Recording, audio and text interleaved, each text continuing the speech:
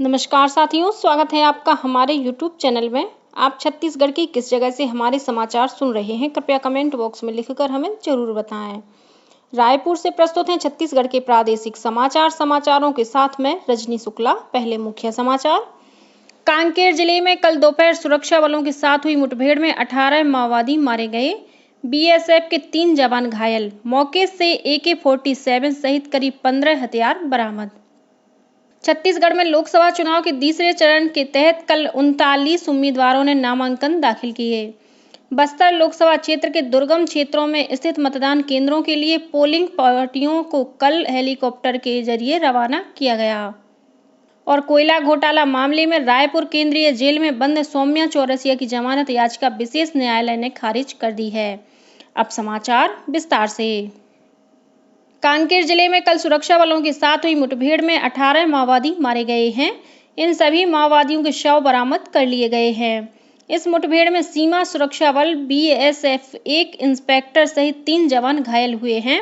यह मुठभेड़ कल दोपहर छोटे बेटिया थाना क्षेत्र में स्थित कलपर के जंगल में सीमा सुरक्षा बल और डिस्ट्रिक्ट रिजर्व गार्ड की संयुक्त टीम और माओवादियों के बीच हुई। दोनों ओर से करीब 2.5 घंटे तक गोलीबारी हुई। बस्तर रेंज के पुलिस महानिरीक्षक सुंदर राज पी और कांकेर जिले के पुलिस अधीक्षक इंदिरा कल्याण एलेसेला ने बताया कि इस इलाके में करीब 50 माओवादियों की मौजूदगी की खुफिया सूचना के आधार पर सुरक्षा बलों को रवाना किया गया था। इसी दौरान कलपर के जंगल में माओवादियों और सुरक्षा बलों के बीच मुठभेड़ हुई, जिसमें 18 माओवादी मारे गए। इनमें से कुछ माओवादियों पर इनाम घोषित किया गया था। इस मुठभेड़ में BSF के एक इंस्पेक्टर सहित 3 जवान भी घायल हुए हैं। घटनास्थल से करीब 15 हथियार बरामद किए गए हैं। इनमें AK-47 राइफल और लाइट मशीन गन शामिल है। घटनास्थल के लिए अतिरिक्त बल भेजा गया है। इलाके में तलाशी अभियान जारी है।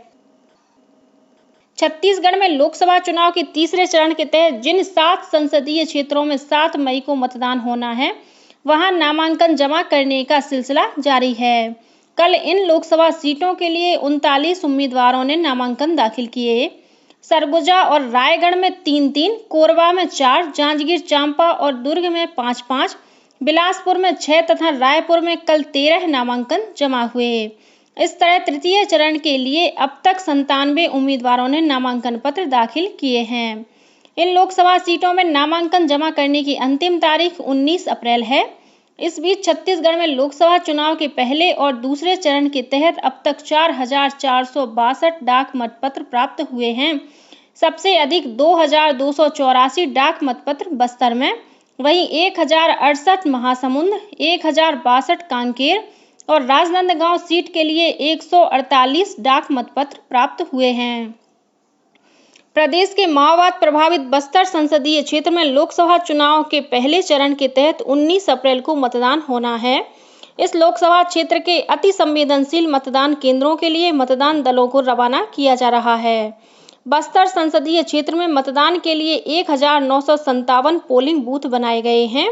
इनमें से करीब 600 मतदान केंद्रों को अति संवेदनशील श्रेणी में रखा गया है।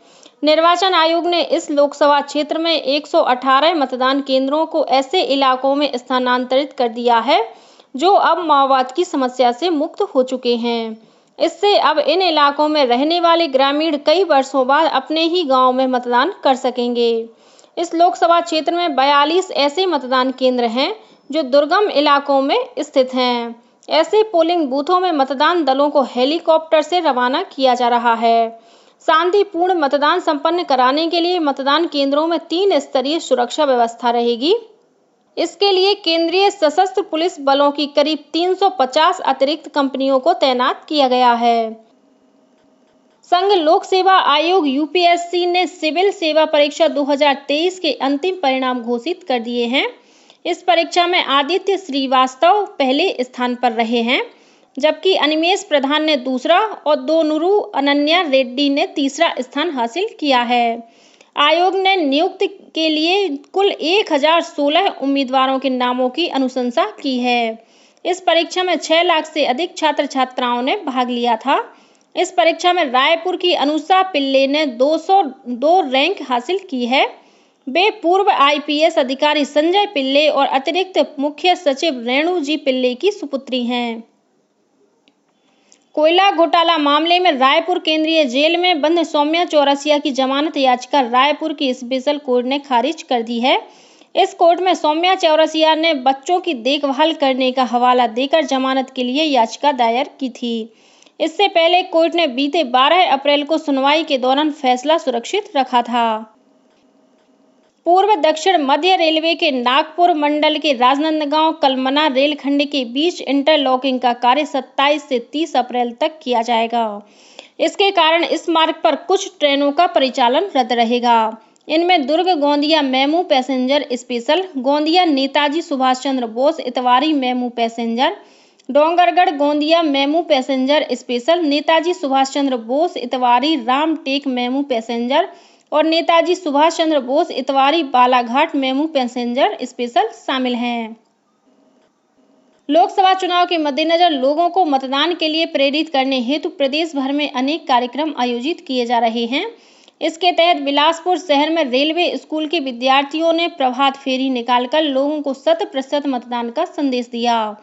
प्रभात फेरी में स्काउट गाइड, NCC और NSS के छात्र छात्राएं शामिल हुए। हाथों में बैनर पोस्टर लिए इन विद्यार्थियों ने मतदाता जागरूकता से संबंधित नारे लगाते हुए लोगों को मतदान करने के लिए प्रेरित किया। वहीं स्वीप कार्यक्रम के तहत महामाया मंदिर परिसर में उपस्थित श्रद्धालुओं ने लोकतंत्र के इस महापर्व में बढ़ चढ़कर अपनी भागीदारी निभाने की शपथ ली। जिले में 100% मतदान बिलासपुर का अभियान के तहत लोगों को मतदान करने का संदेश दिया जा रहा है। उधर कोंडागांव जिले के फरसगांव स्थित साप्ताहिक बाजार में युवोदय कोंडा नार चैम्प्स के स्वयंसेवकों ने मतदाता जागरूकता अभियान चलाया। इस दौरान स्वयंसेवकों ने जिले के विभिन्न स्थानों पर दीवार लेखन कर लोगों को मतदान करने के लिए प्रेरित किया। वहीं इन स्वयंसेवकों ने नुक्कड़ नाटक और रैली के माध्यम से भी लोगों को मतदान का महत्व बताते हुए उनसे वोट डालने की अपील की। इसी तरह गौरेला पेंड्रा मरवाही जिले के पेंड्रा में स्थित दुर्गा मंदिर में नवरात्र के अवसर पर श्रद्धालुओं ने दीप प्रज्वलित करके हर घर दीप हर घर स्वीप का आकार बनाकर मतदाता जागरूकता का संदेश दिया। इस अवसर पर जिला निर्वाचन अधिकारी लीना कमलेश मंडावी ने लोगों को 100% मतदान की शपथ दिलाई। इस दौरान करीब 1.25 लाख मतदाताओं ने वर्चुअल तरीके से शपथ ली। इस दौरान जिला निर्वाचन अधिकारी ने लोगों से लोकसभा चुनाव में बिना डर और भय के मतदान करने की अपील की। वहीं मतदाता जागरूकता के तहत मुंगेली पुलिस द्वारा मैराथन दौड़ का आयोजन किया गया। यह दौड़ सर्किट हाउस से शुरू होकर डॉक्टर श्यामा प्रसाद मुखर्जी स्टेडियम में संपन्न हुई। इसमें विभिन्न सामाजिक संगठन, वरिष्ठ नागरिक, स्कूल कॉलेज के विद्यार्थी सहित बड़ी संख्या में आम नागरिक शामिल हुए। मैराथन दौड़ के बाद सांस्कृतिक कार्यक्रम भी आयोजित किए गए, जिसमें वोट जैसा कुछ नहीं, वोट जरूर डालेंगे हम स्लोगन के जरिए लोगों को एक एक वोट का महत्व बताया गया। इस दौरान लोगों को छत्तीसगढ़ी बोली में स्वतंत्र और निष्पक्ष मतदान करने की शपथ दिलाई गई।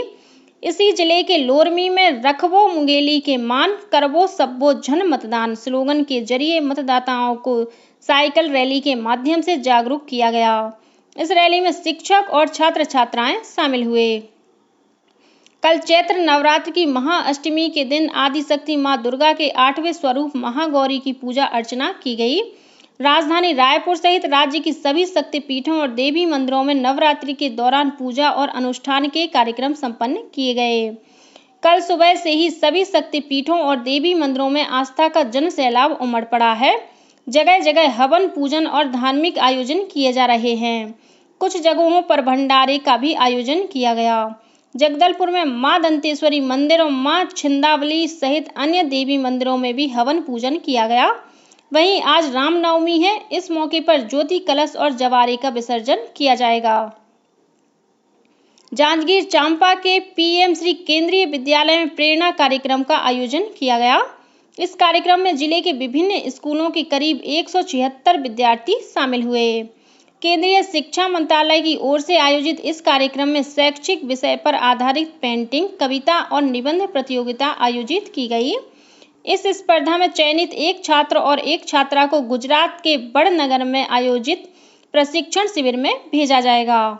और अब पेश है मौसम का हाल। मौसम विभाग ने छत्तीसगढ़ के 17 जिलों के लिए येलो वार्निंग जारी की है। विभाग के अनुसार राज्य के बलौदाबाजार, बिलासपुर, दुर्ग, कोरबा, रायपुर, रायगढ़, बीजापुर, दंतेवाड़ा आदि जिलों में अगले 3 घंटों के दौरान अंधड़ चल सकता है तथा गरज चमक के साथ बारिश हो सकती है। इसी के साथ छत्तीसगढ़ के समाचारों का ये बुलेटिन समाप्त हुआ। नमस्कार।